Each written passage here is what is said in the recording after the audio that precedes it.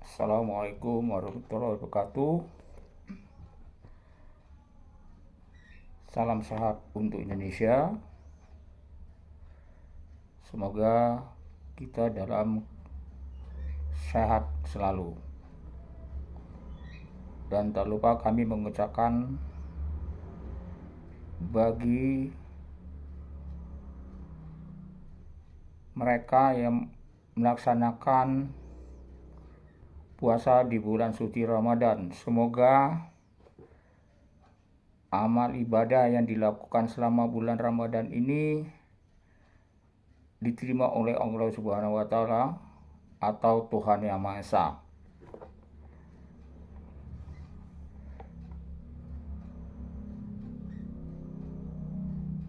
Pada akhir-akhir ini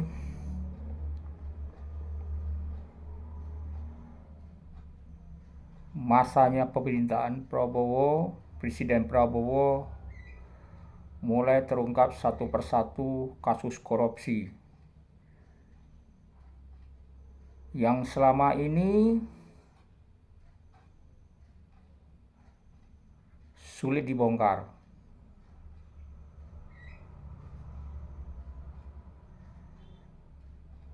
Kami mengapresiasi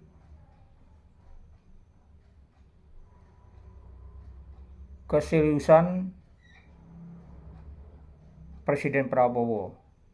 Semoga ini, mohon maaf, bukan sekedar menyenangkan atau pencitraan, tapi ini betul-betul dilakukan.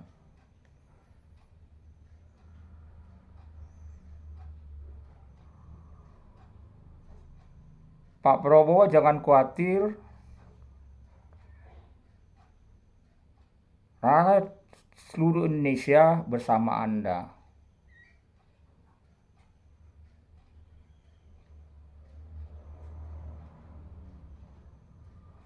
Lakukan yang terbaik untuk negara ini.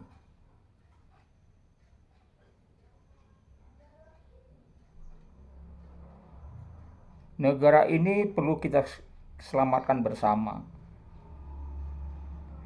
Bagi mereka masih mencintai tanah air ini,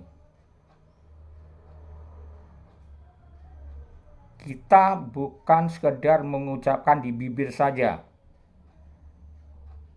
buar-kewar NKRI,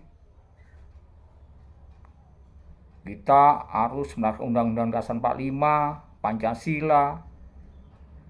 Namun itu hanya sekedar retorika untuk menghinakan bobo kita. Jadi sudah saatnya kita serius. Bongkar korupsi bukan hanya ya udah selesai, udah ada pelakunya. Misalnya nih, pelakunya ini adalah sebenarnya masih kelas kacung gitu ya.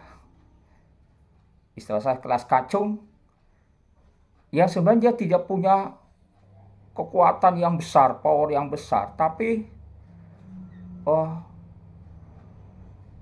sutradara utamanya itu nggak terungkap gitu. Jadi bukan yang kami juga mengikuti, ada beberapa orang sudah ditangkap ya, tapi itu belum selesai ya, belum selesai. Kami ingin penangkapannya itu sampai ke ulunya. Siapa pelakunya? Kalau perlu, Pak Jokowi juga dipanggil. Kenapa? Presiden itu masa lalu, siapapun dia, mimpin negara ini, dia melakukan pembinaan kepada penyelenggara negara. Karena ada dia kepala pemerintahan yang tertinggi. Apapun itu. Sudah tentu di dalam pemerintahan itu pasti pengawasannya berlapis-lapis. Contoh ada BPK, ya banyaklah ya. ada pihak kepolisian, dan lainnya. Pertanyaannya, apakah itu semua jalan? Atau sebaliknya mereka terkontaminasi gitu ya dalam penegakan hukum. Ini harus diselidiki ya. Kalau di antara mereka terkontaminasi, sudah ganti aja gitu. Kita lebih menyelamatkan negara daripada si pejabat itu yang sudah diberi amanah tapi melakukan penyelewengan jabatannya gitu. Melakukan pengkhianatan kepada negara. Ini kan bahaya kalau dibiarkan. Ini sebenarnya sudah lama berlangsung. Jadi sebenarnya korupsi bukan akumulasi yang sekian tahun lamanya. Jadi bukan berarti zamannya Jokowi saja sebelumnya, tapi mohon maaf, zaman Jokowi ini lebih parah gitu ya. Mohon maaf aja, kita jujur aja gitu, lebih parah banget. Pak Jokowi jangan tersinggung gitu ya. Jadi saya melihat Pak Jokowi juga dipanggil, wajib dipanggil, minta keterangannya sebagai pembinaan. Udah, jangan saling menutupi gitu ya. Pak Jokowi dengan para menterinya atau pejabat yang pernah ditunjuk, itu kalau diketahui ya udah saling aja gitu ya. Saling ungkap gitu. Biar clear ya masalah ini ya. Jadi kita sudah menyatakan, selalu kita mengatakan begini, kita menuju Indonesia Emas tahun 2045. Loh, salah satu untuk menuju itu kan harus negara ini lebih baik, korupsi bisa diminimais ya, kemudian rakyatnya lebih sejahtera, lebih baik, perekonomian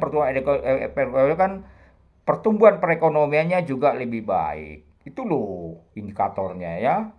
Jadi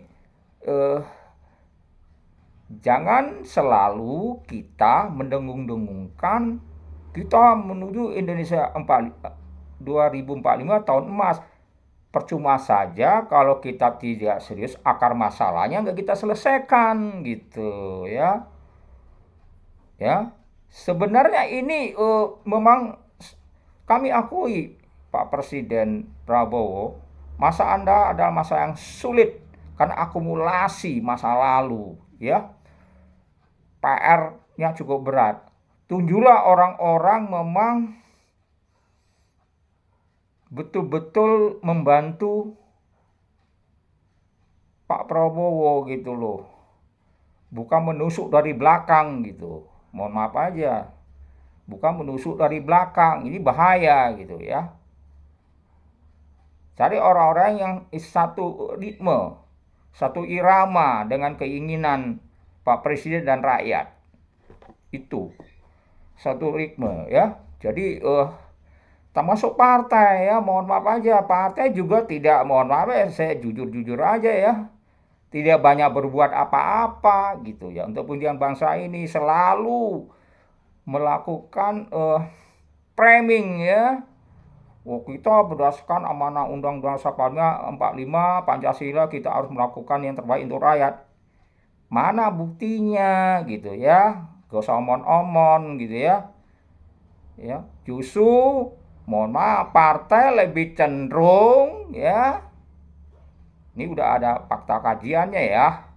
Lebih cenderung mengangkat seseorang yang banyak masanya. Contoh artis, padahal kualitas artis belum tentu. Saya tidak menuduh semua artis yang berkualitas, tapi ada yang tidak berkualitas, gitu loh. Jadi saya tidak menuduh sekali lagi ya semuanya artis seperti itu. Tapi ada yang tidak berkualitas, hanya kepentingan kelompok atau perorangan gitu ya. Bukan hanya artis, anggota DPR juga begitu kok. Hanya sekian persen yang lantang, yang berbicara ya untuk kepentingan rakyat dan serius. Selebihnya tidak serius. Kalaupun ada cuma sekedar ngomong-ngomong ya dianggap kayak serius, padahal tidak serius gitu ya untuk kepentingan rakyat. Udahlah. Maksud saya kita jangan banyak sandiwara deh gitu ya. Sandiwaranya sudah selesai lah, Rain nggak bodoh gitu ya. Terlalu banyak, mohon maaf, terlalu banyak nonton film sinetron gitu ya. Ini akibatnya. Jadi terlalu banyak menonton film sinetron ya, guys, sinetron dipakai gitu ya. Jadi sekali lagi Pak Prabowo, selesaikan secara, dilakukan secara ulu ya, akar masalahnya, siapapun itu. Jadi kalau cuma ciri-ciri jadi di apa namanya ditanggap ya, itu gaya-gaya lama lah untuk pencitraan supaya membuktikan pemerintah sudah serius, ya nggak begitu. Selama itu kan dilakukan seperti itu kok. Makanya akar masalah tidak pernah akan selesai masalah korupsi ini. Itu loh. Jadi ujungnya dulu kalau ibarat ya, saya ibaratkan ini. Sebuah kereta api, dia mungkin kurang lebih ada 10-12 gerbong. Supaya kereta itu tidak bisa jalan, tidak melanjutkan perjalanannya, kita untuk supaya itu berhenti, kita bukan gerbongnya dilepas, salah. Lokomotifnya, kepala di depannya yang menjalankan itu yang harus dilepas, sehingga gerbong di belakang pasti nggak jalan. Ini sekedar ilustrasi gitu loh. Jadi udahlah, kita udah banyak cerdas, walaupun memang bagian besar masyarakat kita, maaf aja, kurang cerdas ya. Ini dipermainkan oleh jargon-jargon politik ya, sehingga sistem pendidikan kita tidak mengarah untuk kesadaran masyarakat. Mohon maaf aja. Justru mereka ketergantungan bantuan sosial. Harus diperdayakan, itu adalah sistem pendidikannya harus yang lebih baik ya. Ya. Pendidikan bisa dijangkau oleh masyarakat gitu ya. Kemudian pendidikan politiknya itu juga harus dilakukan, diberikan pada masyarakat yang sesungguhnya gitu ya. Jadi masa lalu itu terus terang aja ada pemiskinan struktural ekonomi masyarakat, sehingga masyarakat rakyat tidak berdaya, sehingga ada ketergantungan bantuan ya. Ini yang terjadi. Harusnya pemerintah itu bagaimana menciptakan masyarakat rakyat mandiri gitu ya, berikan fasilitas, berikan kemudahan, berikan akses, ciptakan lapangan pekerjaan ya, kemudian keterampilan gitu ya. Selama ini ya hanya formalitas saja. Kalau ini dilakukan secara serius, saya pikir Indonesia akan hebat. Jadi nggak usah ngomong gitu ya tahun 2045 kalau nggak dilakukan omon-omon. Maka itu mereka-mereka yang selalu berkoalisi itu mereka nggak ngerti gitu loh. Hanya bisa bicara karena mendapat kenikmatan, nyaman ngomong senaknya, nggak pakai otak gitu loh. Itu saya melihatnya begitu ya. Jadi kalau mau berbicara 2045 harus dibenahi semua ya.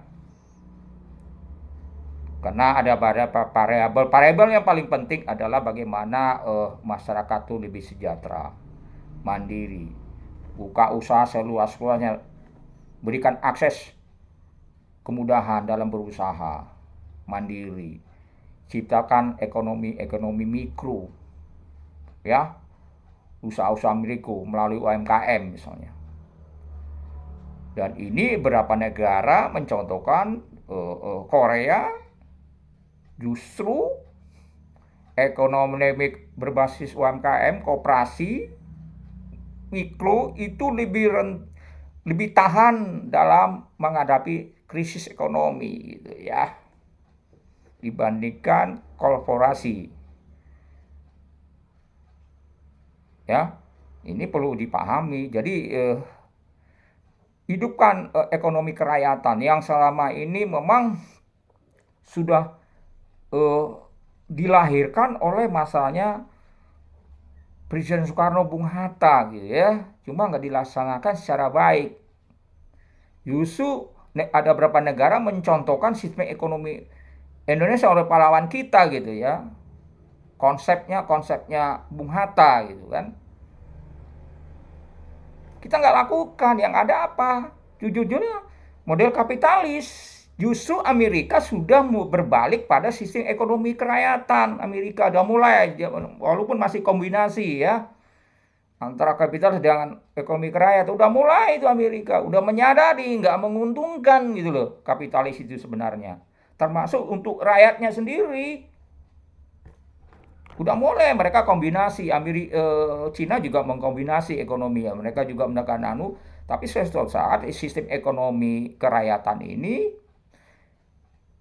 mungkin lebih baik. Dalam ajaran agama manapun itu sebenarnya. Ya. Karena ini tidak saling merugikan. Gitu ya. Jadi hidupkan kembali ekonomi kerakyatan ya. Usaha mikro melalui UMKM seluruh Indonesia, dan buka lapangan pekerjaan seluas-luasnya. Bukan menciptakan pemiskinan struktural ekonomi masyarakat sehingga tergantungan bantuan sosial, sehingga ini menguntungkan dari jargon-jargon politik. Bagi mereka uang yang besar banyak, ya mereka bisa mamparkan ini. Karena apa? Masyarakatnya melek politik ya. Ini disengaja gitu loh. Ini udah nggak benar. Sudah jelas pembukaan Undang-Undang 45 itu mencerdaskan kehidupan bangsa. Tapi apa yang dilakukan? Dilakukan pemiskinan struktural ekonomi rakyat. Udahlah, hentikan itu semua. Para partai politik, ada 10 lebih, kemana aja gitu loh. Nggak ada perjuangan nilai apa. Kami juga akan melihat perkembangan itu.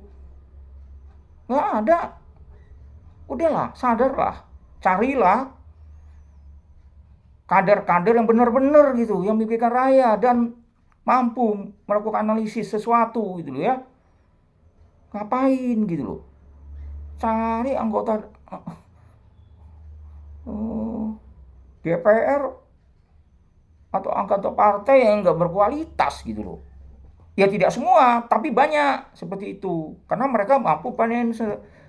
Karena mohon maaf banyak tawar-menawar, you punya uang, you bisa gabung, you nanti mendudukan sesuatu, gitu ya.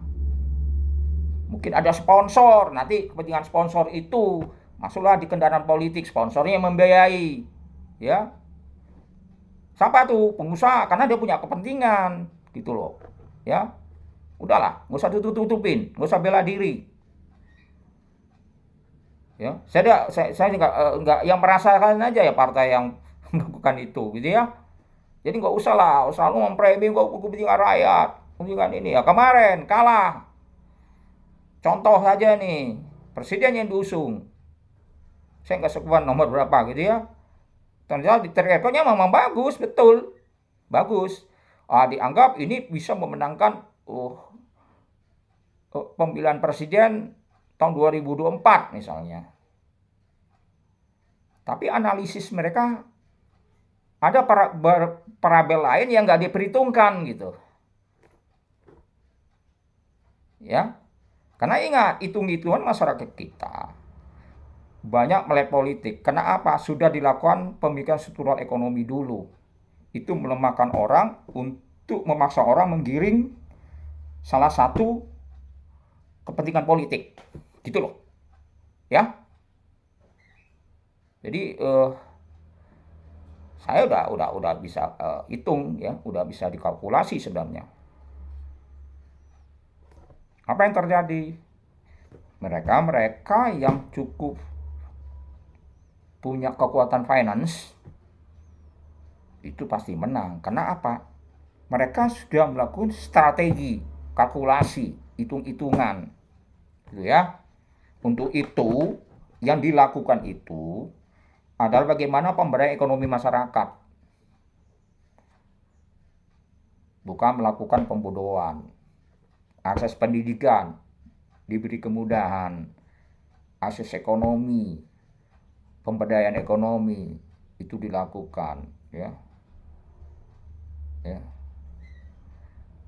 Jadi kita masuk lapangan pekerjaan dibuka seluas-luasnya.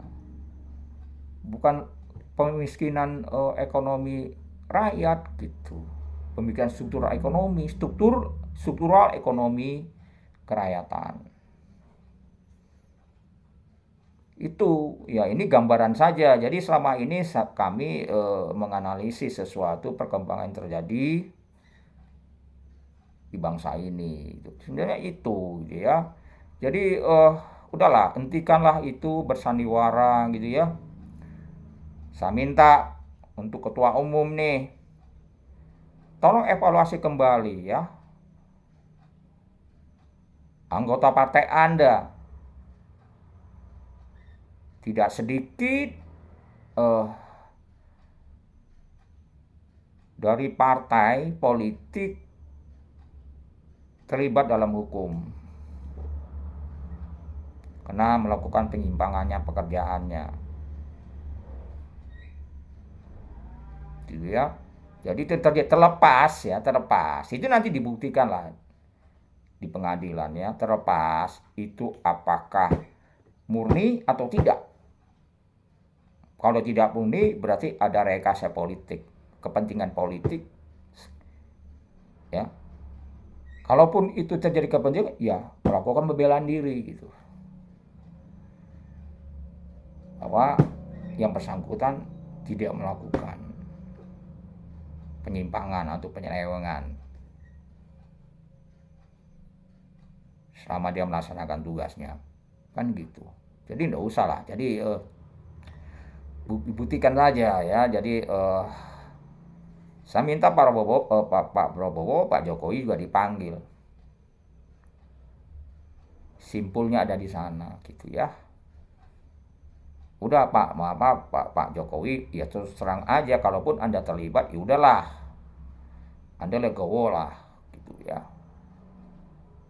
Gitu ya. Jadi nggak usah lah ya, sesama anak bangsa ini ya, kepentingan bangsa ini kita utamakan. Jangan sampai nanti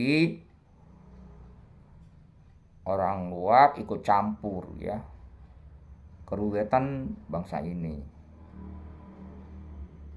Bangsa ini harus lebih baik. Kita sepakat untuk maju ya. Bangsa ini jangan sampai stuck, mundur.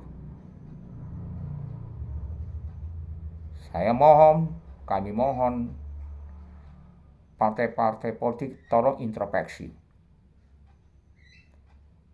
Selama ini seperti Anda nyaman karena tanda kutip mendapat sesuatu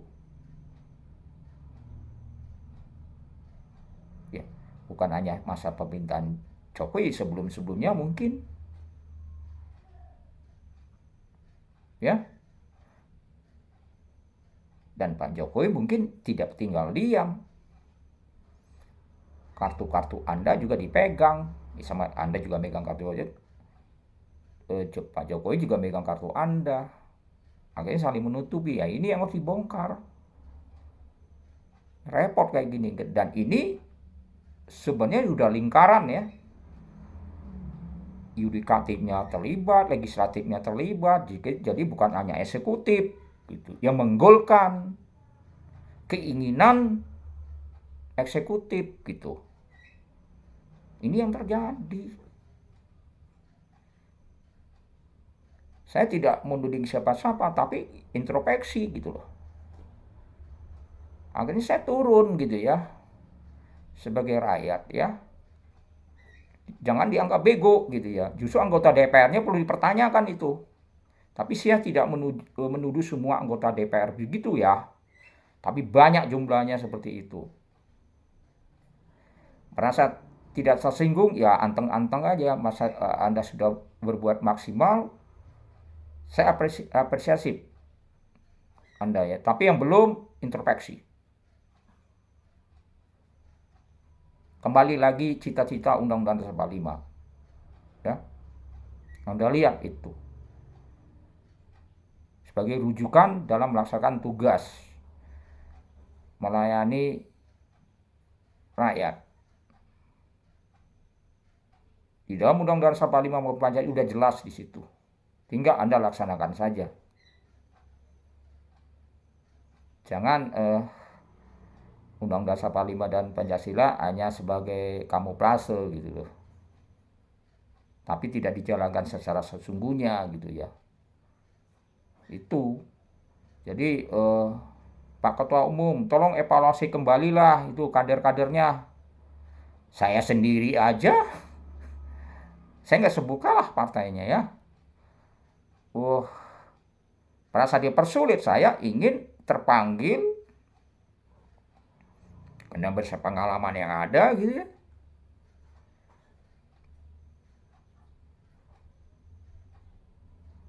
Untuk berjuang satu kendaraan dengan partai gitu ya. Karena ritmenya sama, ternyata enggak gitu. Cuma kamuflase gitu loh. Ya. Ya saya menarik diri lah kalau gitu ya. Cuma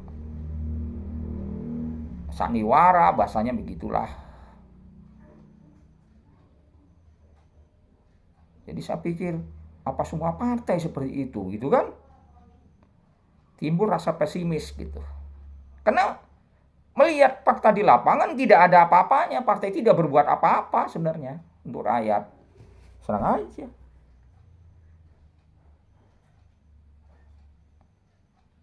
Justru berkolaborasi untuk berkolaborasi ya, untuk kepentingan bukan untuk kepentingan rakyat gitu. Itu yang terjadi gitu loh. Udahlah, Pak Ketua Umum, udahlah, Anda nggak usah bantah ya. Jadi selama ini di framing, wah kita merasa Undang-Undang Dasar 45 founding father, cita-cita Bung Karno gitu ya. Wah mereka kayak jualan gitu ya kan. Jualan pisang goreng gitu ya. Undang-Undang Dasar 45 pasal ini bla bla bla bla gitu ya. Pancasila mananya pasal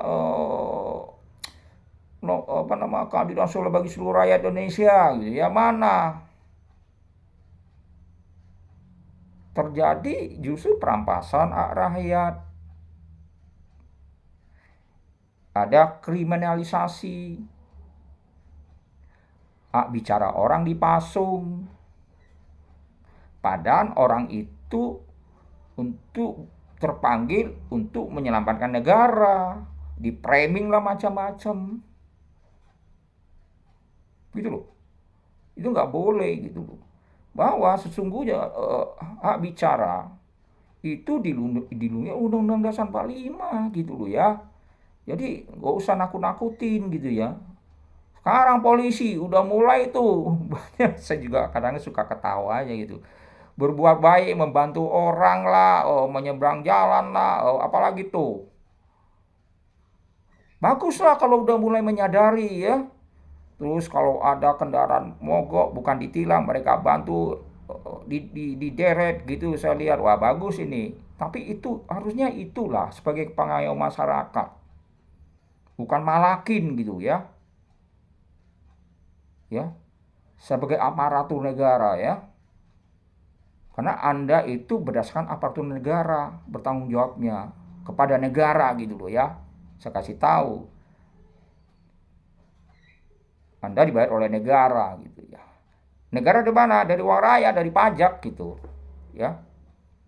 itu rekan-rekan teman-teman pelayan melakukan pelayanan kepada masyarakat apapun statusnya.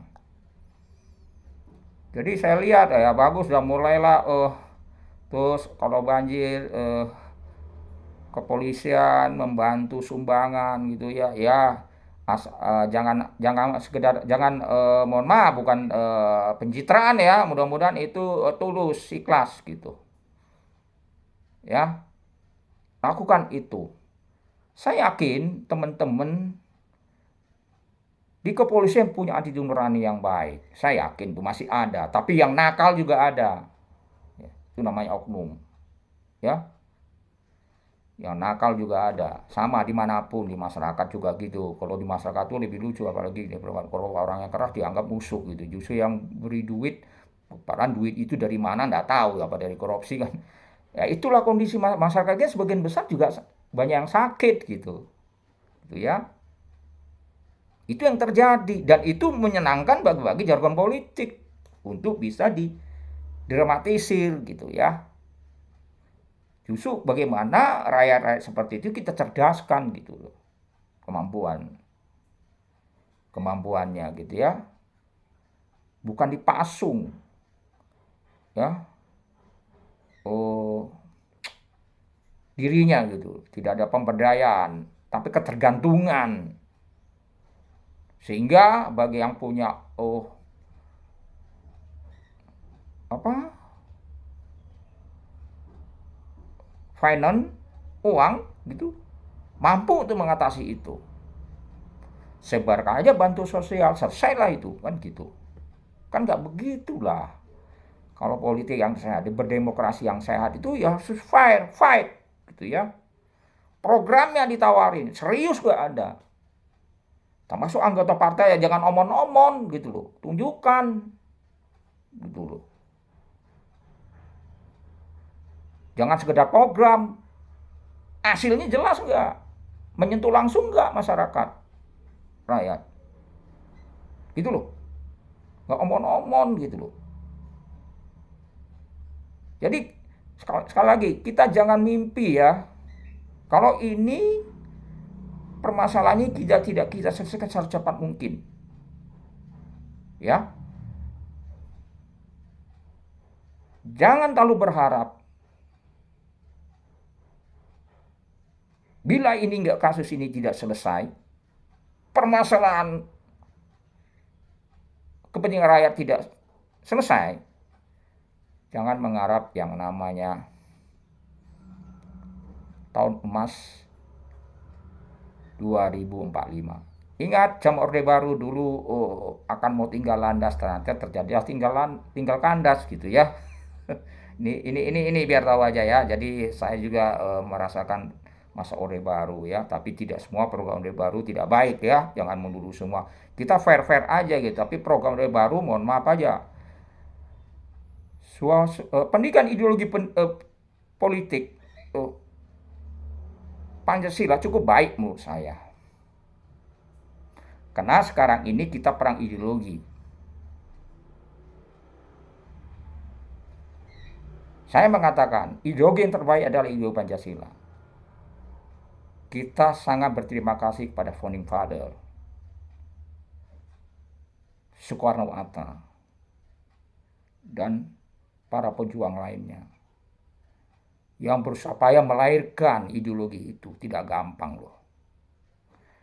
Dan yang menyusun tokoh-tokoh penting di dalamnya.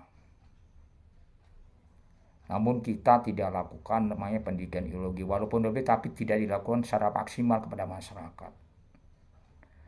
Orde Baru, walaupun itu mungkin jadi alat politik, enggak. Kita jangan melihat yang positifnya. Paham-paham ideologi udah mulai bermunculan ya sekarang. Karena tidak dipenetrasi yang namanya kita punya ideologi yang kita akui adalah ideologi Pancasila. Saya adalah mantan ya penatar BB7. Jangan kita merasa orang BB7 enggak juga gitu ya. Kita melihat fair dong. Cuma mungkin muatan materinya disesuaikan dengan kekinian sekarang gitu. Ya. Ideologi Pancasila itu. Karena muatan ideologi Pancasila sangat perlu diberikan. Dulu adanya Santi Aji lah segala macam ya. Itu diberikan sampai para pengusaha, siapapun itu, tingkat RT RW, pemahaman ideologi Pancasila harus diberikan diimplementasi dalam di lapangan. Jadi bukan sekedar perbuatan, jadi pemahamannya juga diberikan gitu loh. Sehingga tidak ada infiltrasi paham-paham ideologi lain gitu. Itu yang perlu dicermati ya. Perlu mungkin dijadikan kajian. Perlunya ketahanan ideologi perlu dilakukan kembali. Ketahanan ideologi kita. Nih saran ya. Jadi sangat penting ya. Jadi justru generasi kita anak-anak milenial ini banyak tidak paham gitu ya tentang ideologi negaranya gitu ya. Ini kami sangat prihatin gitu ya. Jadi jangan diberikan tataran-tataran penyelenggara negara tapi kepada masyarakat juga gitu ya. Yang pernah dulu dilakukan oleh zaman Orde Baru. Ya cuma muatan dari pemahamannya mungkin perlu ada perubahan sedikit gitu ya, sesuaikan dengan kekinian. Disesuaikan dengan keadaan sekarang gitu ya, termasuk muatan materinya gitu ya. Itu ya, jadi walaupun ada BPIP itu mohon maaf aja seperti ya tidak dirasakan langsung kok untuk masyarakat ya, maksudnya pelaksanaan di lapangan tuh mana gitu. Jadi bukan hanya jadi pemahamannya juga diberikan dalam bentuk penataran. Nah itu baik tuh penataran itu ya, dan wajib gitu ya. Zaman saya ASN perguruan tinggi itu diberikan, itu dianukan lagi, dihidupkan ke lagi, apapun namanya, nggak harus BP7 ya, apapun namanya ya. Jadi monggo-monggo aja gitu ya, ini bahaya gitu ya. Kita sekarang ini perang ideologi ya, ideologi kita ini harus dipertahankan, ideologi Pancasila gitu ya. Ini harapan saya, jadi bukan ya mungkin Pak Prabowo tahu persis lah merasakan zaman itu gitu ya. Ya masih tahu lah Pak Prabowo ya, mungkin para senior lalu itu pasti tahu lah. Jadi ideologi Pancasila harus dihidupkan kembali lah, dan wajib dilakukan, termasuk RT RW-nya sendiri yang apalagi yang belum pernah ya masyarakatnya di lingkungan itu ya, bentuklah lembaga itu agar masyarakat paham ideologi Pancasila, bukan sekedar perbuatannya saja, jadi pemahamannya juga diberikan gitu loh ya. Dari sana kan ada simulasinya gitu kan, ada peragaannya untuk oh gini loh apa namanya berbangsa dan bernegara itu nanti diperagakan nanti gitu ya, supaya peran mereka tuh oh ya rupanya yang berpancasila ini seperti ini loh polanya gitu ya, hidup berdampingan itu gitu ya, bernegara berbangsa gitu ya. Jadi pemberian materi ideologi Pancasila itu kepada semua elemen bangsa sangat diperlukan. Menurut wajib gitu ya, sebagai warga negara ya, itu bagian dari ketatanegaraan gitu. Itu diberikan, kita harus mengaku ya, ide sampai sekarang ideologi kita ide Pancasila gitu, tapi diimplementasikan dalam mungkin yaitu pemahaman gitu ya di masyarakat. Nanti mereka ya silakan ada 2 hari 3 hari seminggu diberikan sertifikat gitu, karena nanti ada dialog ya di sana ya, ada diskusi di dalamnya. Kita bukan soal diskusi dialognya, tapi ujung-ujungnya kita seberapa jauh pemahaman ideologi Pancasila itu yang dipahami oleh rakyat, itu yang penting ya. Jadi muatan materi, jadi saya katakan tidak semuanya program Orde Baru itu jelek semua ya, jangan di ini ya. Iya kita tahu lah hak berbicara zaman Orde Baru itu dipasung gitu ya. Ya tidak, mohon maaf kalau mau ekstrim akan dapat menyinggung presiden itu dieksekusi gitu kan, itu salah juga gitu ya, itu kan nggak betul gitu ya. Tapi ada program ya plus minus tuh pasti ada lah. Jadi gini loh, kita melihat setiap kepala negara itu pasti ada plus minusnya. Tapi yang kita ambil plusnya gitu ya. Apalagi swasembada pangan itu cukup baik ya, cukup. Aduh, kita sempat dijadi lumbung lumbung lumbung ya, lumbung pangan ya. Dan pernah kita swasembada pangan gitu dan surplus. Kemudian kita mampu juga mengekspor keluar, gitu ya.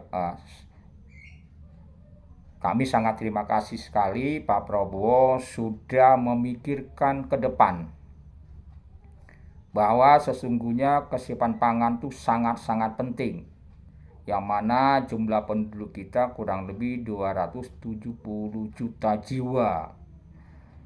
Dan pangan harus tercukupi. Ingat, problem dunia ini selain global warming juga perang dunia ketiga pasti akan terjadi gitu ya. Kalau ini terjadi, sudah tentu, contohnya perang dunia ketiga bila terjadi, ini akan negara pengekspor pangan itu akan memberhentikan ekspornya karena mereka akan mementingkan kebutuhan dalam negerinya gitu. Kalaupun ada daya belinya, importnya lebih mahal gitu, berapa kali lipat gitu ya. Kalaupun ada, kan gitu. Untuk itu sudah tepat Prabowo melakukan kembali lagi bagaimana Indonesia mandiri untuk produksi pangan sendiri gitu ya, menyediakan pangan sendiri. Menyediakan pangan itu tidak hanya cukup beras ya, walaupun mayoritas kita makan beras, tapi ada juga masyarakat Indonesia bagian timur tuh ada yang contohnya Papua mungkin sagu ya, atau Maluku juga sagu ya. Jadi diversifikasi pangan ya. Jadi selain beras, singkong, ketela pohon, jagung, sagu misalnya, itu kan bisa dilakukan ya secara besar-besaran, membuka lahan pertanian baru. Sayang, kesalahan masa lalu adalah lahan atau tanah yang produktif itu dijadikan industri bukan berbasis pertanian, sehingga lahan produktif kita berkurang gitu. Kalaupun nanti pembukaan lahan pasti ada yang korban yang namanya hutan gitu ya, untuk mencukupi kesediaan pangan, produksi pangan. Karena lahan produktif sudah berubah fungsinya menjadi misalnya perumahan ya, kemudian industri. Padahal sebenarnya untuk mendirikan sebuah industri atau perumahan itu harusnya lahan yang kritis lah, lahan yang tidak produktif gitu ya. Ini yang terjadi apa? Karena ya biasalah, cukong atau pengusaha yang cari cuan dengan segala cara. Udah saya bilang sebelumnya, dengan segala cara gitu lah. Itu yang terjadi. Yang penting gua nggak pikir gitu ya. Yang pikir adalah gua bagaimana mendapat untung sebesar-besarnya gitu. Mereka tidak berpikir akibatnya gitu ya. Nah ini akhirnya ini kan menjadi peran para bawa cukup berat memang ya. Jadi pemberantasan korupsi yang begitu lingkarannya cukup besar ya, karena melibatkan saya katakan tadi bukan hanya eksekutif pemerintahan, tapi ya yudikatifnya pasti ada oknumnya, pasti ada oknumnya. Mungkin lingkaran luar, pengusaha-pengusaha luar, bukan lingkaran-lingkaran di dalam pemerintahannya sendiri gitu. Itu bisa juga terlibat gitu ya. Nah, ini kan cukup sulit ya. Jadi harapan saya Prabowo harus mengangkat orang-orang yang kredibel gitu ya. Yang satu ritme, satu irama gitu. Kalau enggak ya udahlah. Ngapain gitu ya. Prabowo, Anda di belakang rakyat loh, rakyat di belakang Anda gitu loh. Jadi mama paham lah masalahnya cukup rumit gitu ya. Tapi kerumitan ini kalau Pak Presiden Prabowo hebat, oh, akan sejarah baru gitu ya, membuka sejarah baru gitu ya, bahwa sudah terjadi pengungkapan besar korupsi oh, di negara ini gitu ya. Ini luar biasa kalau ini berhasil, semoga ini berhasil dan harapan penangkap itu bukan kerucu-kerucu, bukan bahasa saya bukan bucil-bucil gitu ya, tapi yang kelas kakap gitu. Jadi kakapnya gitu, kalau perlu super kakap gitu ya, yang diselesaikan gitu ya. Gitu. Dan kemana aliran dananya? Apakah itu juga nanti aliran uangnya juga di luar negeri, disimpan di sana misalnya? Itu harus diungkap. Jadi nggak bisa gitu ya. Jadi saya melihatnya itu. Dan untuk partai-partai harus juga bisa mendukung program pelaksanaan pemberantasan korupsi gitu. Partai politik. Ya. Jadi gak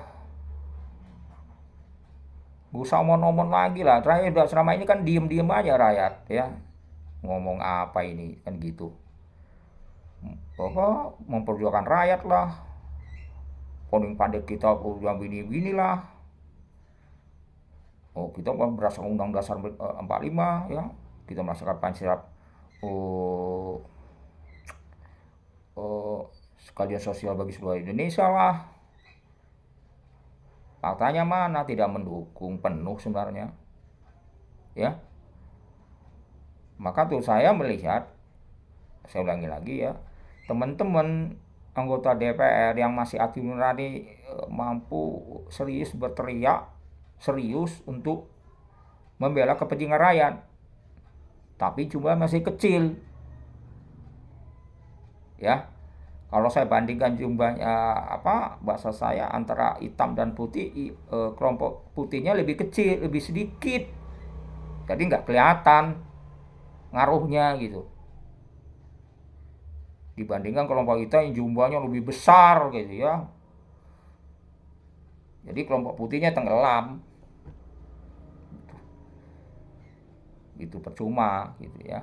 Jadi harus menyelesaikan masalahnya berjamaah, menyelesaikan kasus korupsi ini. Nggak bisa supaya sekelompok kecil gitu loh. Maka itu mungkin dari rekrutmen ya, partai politik itu harus dievaluasi. Kalau menurut kami, partai politik bisa memberikan sanksi apabila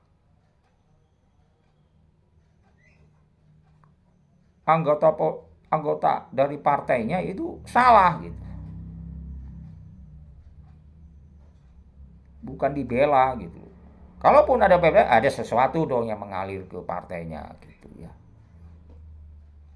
Kalau dibela, ya. Jadi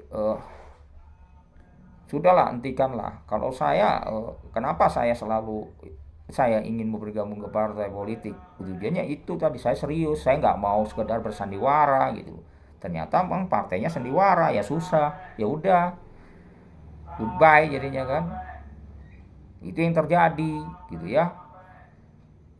Jadi ya udahlah, saya narik diri aja lah, mama begitu ya susah. Jadi wajar lah kalau ada generasi muda, saya tidak bela mereka ya, mengatakan Indonesia gelap gitu. Karena merasa pesimis gitu loh mereka. Karena Polri masa lalu ya begitu, tidak akan menyelesaikan masalah apapun. Cuma yang lebih parah yang menohok ya sekarang gitu. Mau apa aja perlu di Pak Jokowi gitu ya. Ini lebih menohok gitu ya. Bukan berarti permasalahan zaman Pak Harto tidak ada masalah, zamannya Pak SBY ada. Cuma masalahnya lebih menohok. Saya bilang lebih menohok. Kita harus jujur aja, lebih menohok zamannya Presiden Jokowi gitu loh. Lu kita jujur lah.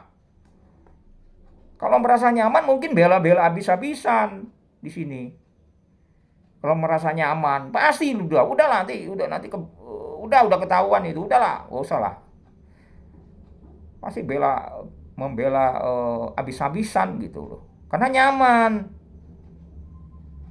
nggak enak, nggak lagi kiri kanan gitu. Itu yang terjadi sekarang itu. Jadi ya itulah berarti kesimpulan saya, jangan-jangan partai itu kurang atau tidak serius untuk kepentingan rakyat. Yang lucunya lagi, mohon maaf, pada saat kampanye itu di daerah-daerah ini saya nggak sebut, di daerah-daerah ya, itu rame itu saling berkunjung lah ke warga bla bla memberikan sesuatu, padahal sebenarnya rutinitas itu bisa dilakukan, tidak harus pada saat kampanye gitu. Harus dialog apa kepentingan masyarakat, apa kepentingan rakyat. Tidak harus menunggu kampanye gitu ya, tidak harus kampanye dilakukan setelah itu selesai gitu, karena udah duduk lupa itu, dapilnya dilupain gitu. Kan ada, tidak semua ya, tapi ada gitu. Saya cek loh ya, saya nggak sebutkan nama partai, ada di satu daerah, saya nggak sebutkan itu, si partai itu ngontrak, pindah kontraknya di mana karena sepi kali ya. Terus saya tanya lingkungan itu, mereka pada saat rame kampanye Pak, mereka nyumbang, loh kok begitu? Harusnya nggak begitulah partai itu. Dia melakukan sosialisasi, melakukan apa gitu ya, pembinaan gitu, mungkin cari sponsor,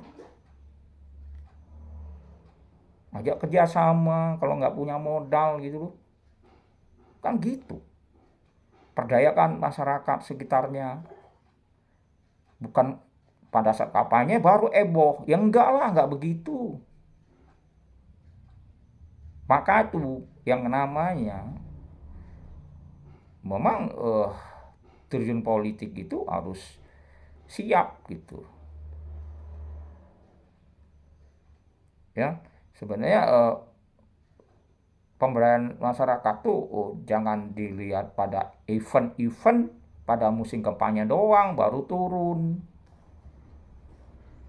kan nggak begitu kan. Bisa kolaborasi, bersinergi gitu loh dengan komponen lain, dengan masyarakat, dengan asosiasi misalnya, dengan siapapun ya, kan bisa gitu ya. Jadi saya lihat itu, saya cuma nyelidikin aja, saya tanya, oh enggak apa gini gini gini, udah kontrak sudah pindah, terus ngapain? Udah selesai ya gitu-gitu aja, nggak berbuat apa-apa, enggak itu. Saya sempat loh sampai tanya ke masyarakat, ke lapangan gitu loh. Jadi sebenarnya tujuan kami itu masuk partai politik itu adalah untuk bersinergi, memperbaiki keadaan. Namun saya lihat ada indikasi berarti ada mahar di situ. Ya udah selesai, saya enggak inilah, enggak nggak terlalu berharap. Kadang kita karena menyelesaikan suatu masalah itu harus duduk di partai ya, partai politik ya, untuk mengurai permasalahan, dan itu harus diselesaikan secara berjamaah. Yang punya oh apa ya, keinginan serius untuk merubah keadaan bangsa ini, kan itu bukan omon-omon gitu loh ya. Jangan selalu kita mempremi bangsa ini besar, bangsa ini kaya. Kalau kayanya kekayaan Indonesia nya larinya kemana-mana bukan untuk rakyat, percuma gitu, kan nggak begitu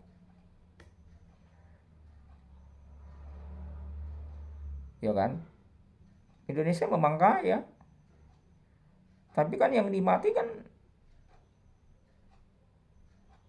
tidak semua orang, segelintir ya, dari sekian 270 juta penduduk gitu ya. Jadi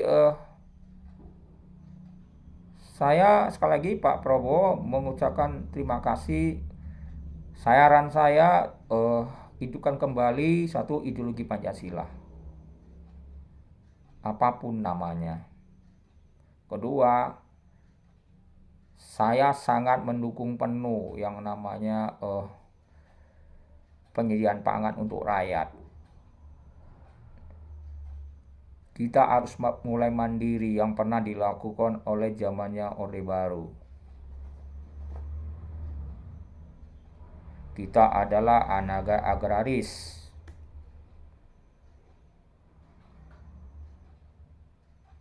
Silakan produksi pangan diverifikasi jenis pangan selain padi, ketela pohon, singkong, jagung, sagu. Monggo Pak. Dan perlu ada pengawasan ketat. Kalau mereka tidak serius, udah Pak, disingkirkan saja Pak. Untuk apa ngerepoti, ngerecokin, akhirnya Bapak jadi pusing sendiri kan. Nggak perlu. Kan Bapak sudah berkomitmen untuk serius membenahi bangsa ini, untuk memakmurkan rakyatnya. Saya yakin Bapak hati nuraninya serius untuk melakukan perubahan ini semua. Untuk itu PR yang cukup berat Pak.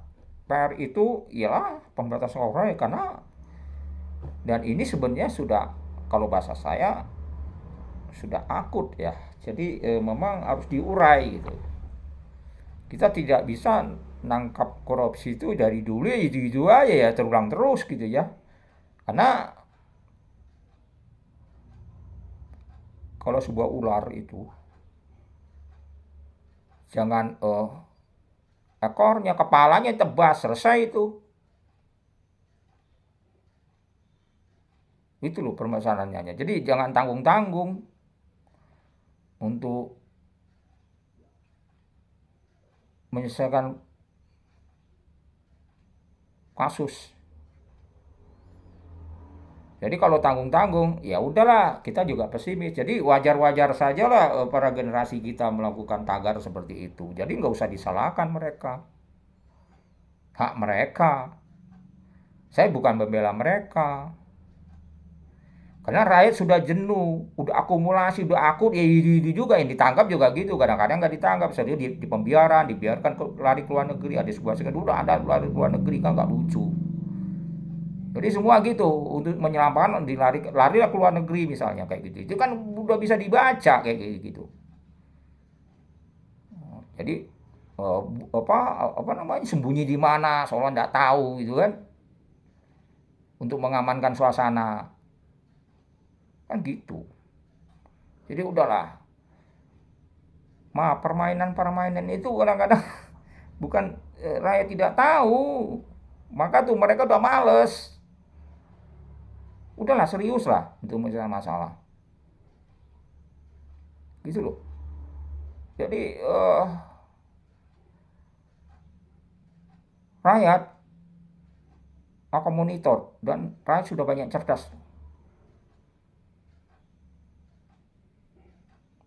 ya. Rakyat sudah banyak yang cerdas dan akan mengikuti perkembangan. Parasit atau tidaknya pengungkapan ini tergantung Bapak. Kuncinya ada di tangan Pak Presiden.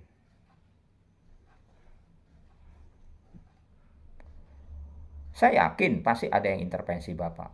Saya yakin itu.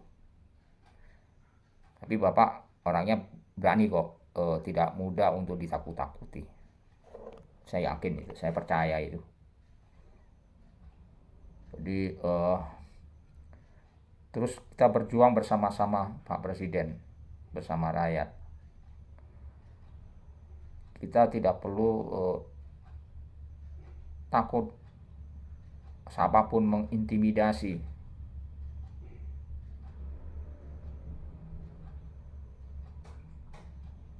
Lakukan terbaik untuk negara ini. Kalau ini nggak dilakukan, jangan kita harap tahun emas 2045 akan tercapai. Itu tidak mungkin itu bisa tercapai. Kalau yang saya sebutkan dari awal tidak dilakukan secara serius. Dan saya harap untuk partai politik, udahlah serius lah, ya.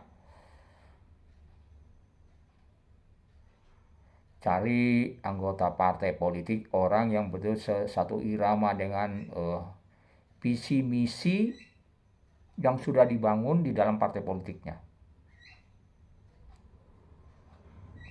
Jangan kamuflase. Seolah-olah memperjuangkan rakyat, padahal tidak sebenarnya. Hanya bahasa hambar, ya. Ya, bahasa-bahasa hambar, ya. Hanya bahasa-bahasa untuk menghibur.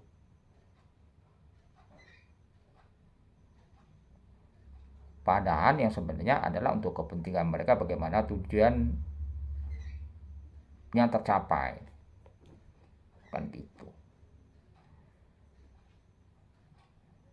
Ya, jadi saya sudah tahu sekarang ya, ternyata analisa saya partai tersebut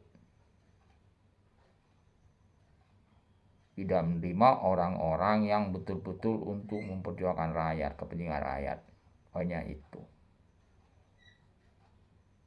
Yang mereka mau bergaining adalah mereka-mereka yang punya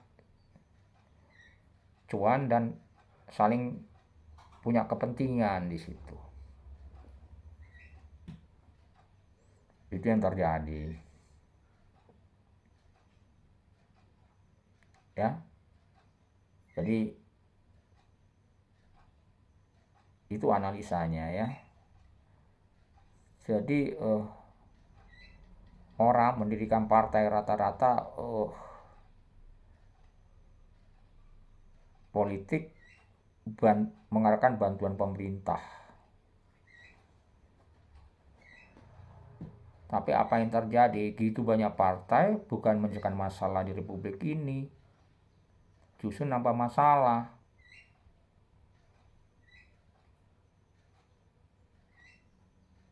Gitu loh. ADRT-nya memang betul, tapi dalam pelaksanaan implementasinya tidak dilakukan apa yang diharapkan dalam ADRT visi misinya gitu ya.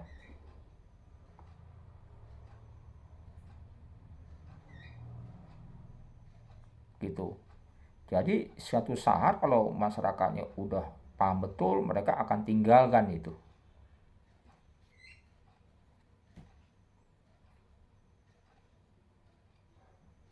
Partai-partai tersebut. Maka itu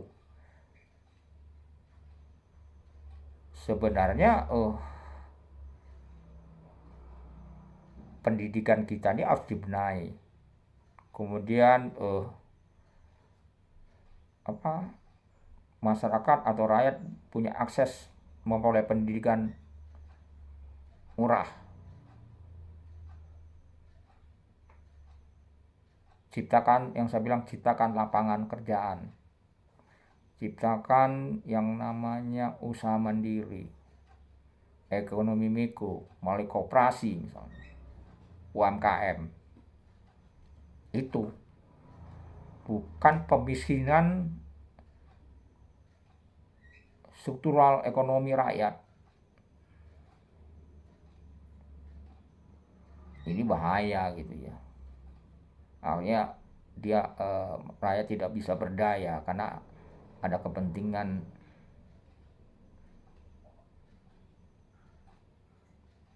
politik mengarahkan pembodohan di sini. Kemudian ekonominya dihambat. Itu yang terjadi.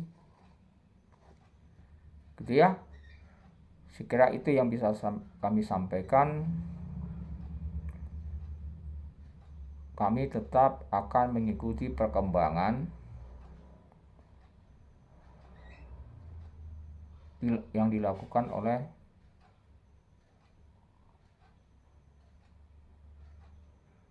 Pak Presiden. Sekali lagi mohon serius, Pak Jokowi dipanggil saja, diminta keterangannya. Bagaimanapun beliau tidak bisa mengatakan tidak tahu, karena beliau sebagai presiden sekaligus sebagai kepala negara, ada pembinaan melekat pada diri beliau ke bawah, termasuk menteri ya, sampai ke bawah itu pembinaan ada di situ.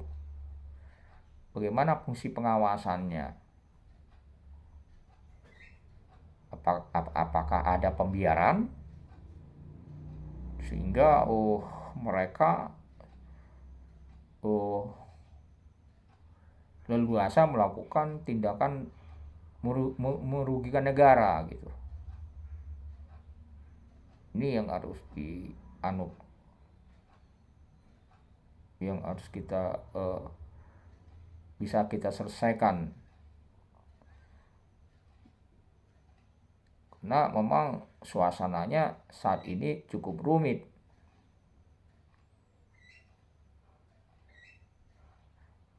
Bagi yang menghambat keinginan Pak Presiden, udah diberhentikan saja gitu. Yang mereka tidak serius, tidak tuntas. Saya yakin, kami yakin Pak Prabowo punya tim lah untuk itu. Selesaikan dengan baik Pak Prabowo.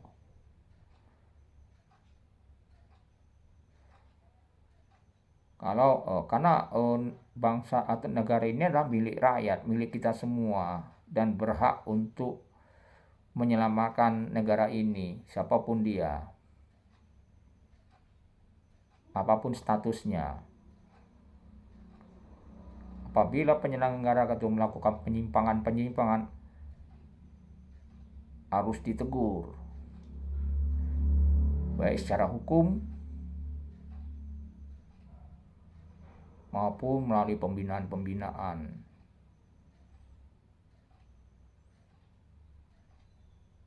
Gitu ya. Jadi kalau sudah berat ya secara hukum. Kalau masih bisa diatasi, orang ini masih bisa dibinakan. Kalau enggak ya udah proses hukum. Kalau sudah melanggar, merugikan negara, membawa dampak kepentingan rakyat, ya udah.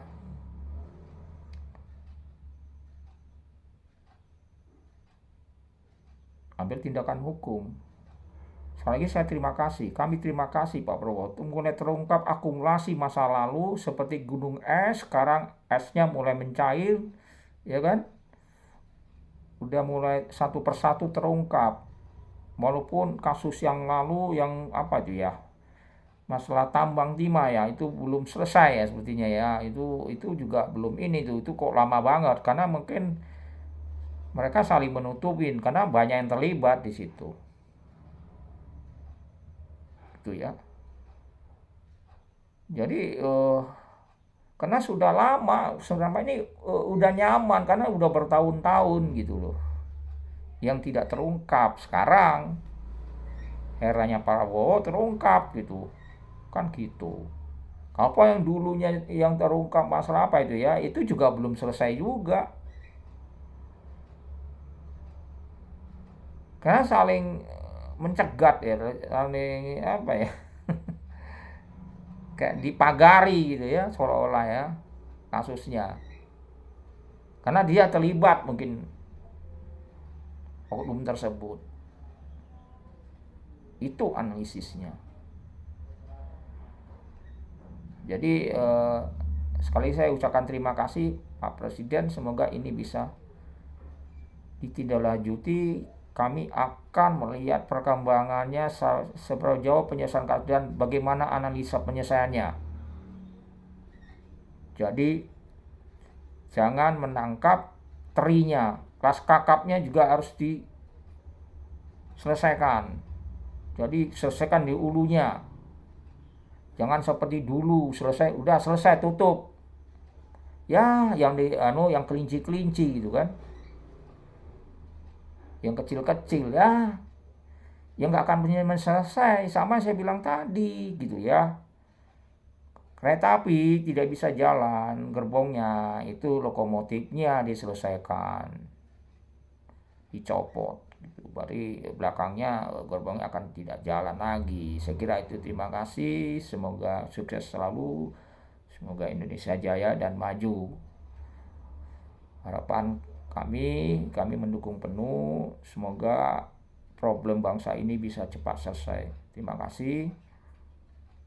Indonesia maju dan sejahtera.